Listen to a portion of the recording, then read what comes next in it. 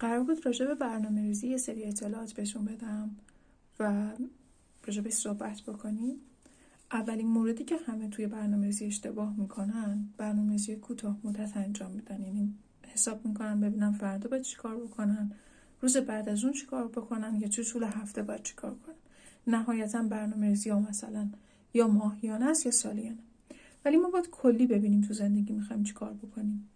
اول مشخص بکنیم اهداف بلند مدت ما چیه. مثلا من 10 سال دیگه میخوام کجا وایساده باشم، چه شغلی داشته باشم، روابطم چه شکلی باشه، چه آدمای اطرافم باشن، سلامتم در چه وضعیتی باشه و همه اینها. بعد که اهدافم مشخص شدن، مشخص کردم که میخوام 10 سال دیگه مثلا نیل XXX باشه، یعنی 3 تا 6 تا هدفی که ممکنه باشه. حالا از لحاظ کاری، سلامتی و خانواده میتونه اهداف بیشتر از این هم باشه، فقط این ستایی که الان به ذهنم رسیده گفتم. بعد از اون چی کار میکنیم؟ مثلا من میخوام ببینم اهداف کاری من تو 10 سال آینده قراره چه شکلی باشه. من 10 سال دیگه از لحاظ کاری کجا وایسادم. حالا میام میبینم که من 10 سال دیگه از لحاظ کاری به طور مثال میخوام یه CEO باشم، یعنی یک مدیر عامل باشم. بعد میام تو یکی از همین سایت هایی که حالا بستگی داره کجا میخوان CEO باشین، چک میکنین که یه CEO باید چه ویژگی هایی داشته باشه. من الان یه عنوان شغلی CEO رو توی تهران، تو شهر تهران چک کردم و خب موقعیت هایی که نیاز دارن، حتی حقوقا، درآمدها و حتی اون در واقع بک‌گراند شما، سابقه کاری شما رو منشن کردن که چطور باید باشه، چه کار باید بکنین و چه چیزایی باید بلد باشین. خب CEO یه چیز بلند مدته، یعنی شما از الان باید برنامه‌ریزی کنین برای مثلا 10 سال آینده، 15 سال آینده، برای اینکه سابقه کاری هم میخواد. به طور مثال من اگر بخوام 10 سال دیگه، 15 سال دیگه در یک شرکت فلان CEO باشم یا مدیر عامل اون شرکت باشم، باید یه سری ویژگی ها، یه سری قابلیت ها داشته باشم که از الان میتونم براش کار بکنم. به طور مثال این شرکتی که الان من سرچ کردم در واقع مربوط به نساجی و مدیریت صنایع و اینا هست، یعنی در واقع شرکت مربوط به نساجی هست. پس کسی که قرار CEO این شرکت بشه باید اطلاعات نساجی داشته باشه و حتی نگاه کنید نوشته کارشناسی مهندسی نساجی یا مهندسی صنایع یا مدیریت، یعنی آنچنان هم این عنوان شغلی به دکترا یا نمیدونم کارشناسی ارشد نیاز نداره. فقط تو اون حوزه کاری باید شما سابقه کار داشته باشین که بتونین مدیریت کنین و در این حال دانشش هم داشته باشین در حد معمول. و خب چیزایی که نیازا رو قشنگ برام مشخص کرده. زبان انگلیسی بالاتر از سطح متوسط میخوان، خیلی از شغل‌ها الان اینو میخوان دیگه. 15 سال سابقه کار که اگر شما میخواین 10 سال دیگه، 15 سال دیگه CEO بشین، باید از الان شروع کنین. پس من اگر میخوام که یه همچین شغلی داشته باشم، از امروزم باید شروع بکنم.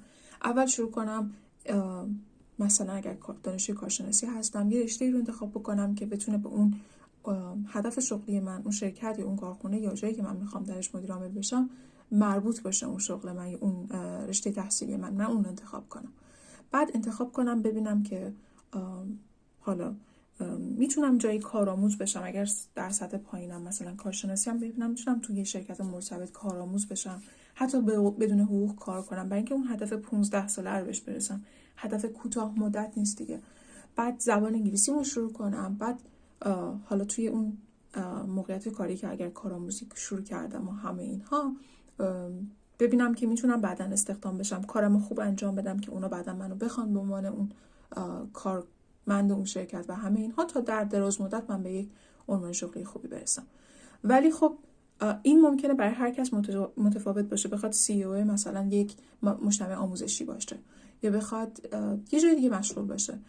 مثلا من اگر یک دانشجویی باشم که دانشجوی ارشدم و حالا یک رشته رو خوندم، میرم میبینم CEO های اون رشته من چه ویژگی هایی دارن و چه ویژگی هایی باید داشته باشن. یکی شروع میکنم اونا رو توی برنامه‌ام گذاشتم و بهشون رسیدم. این میشه هدف بلند مدت. حالا این هدف کاریه.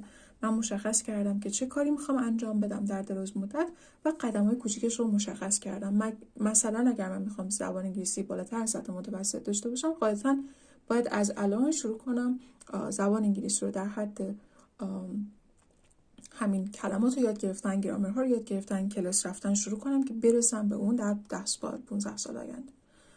پس این میتونه راجع به همه چی باشه. یعنی اگه من میخوام 10 سال دیگه که در دهه 30 زندگیم هستم، 30 سالگیمو دارم زندگی میکنم، بدن خوبی داشته باشم، فرم بدنی خوبی داشته باشم، عضله داشته باشم، دچار مشکلات دیابتی و اینجور چیزایی که به خاطر بالا رفتن سن ممکنه برای هر کس پیش بیاد، دچار اینا نشم، باید از الان ماسل بسازم، عضله بسازم. پس از الان باید شروع کنم، مثلا هفته اینقدر برم ورزش کنم، راه برم، پیاده‌روی کنم، دوچرخه سواری کنم، برم باشگاه و همه اینها. یه هدف دراز مدت داشته باشم. و کسایی که میخوان تو دراز مدت به یک موقعیت خوبی برسن، معمولا اون ویژن و اون تصویر نهایی رو میبینن.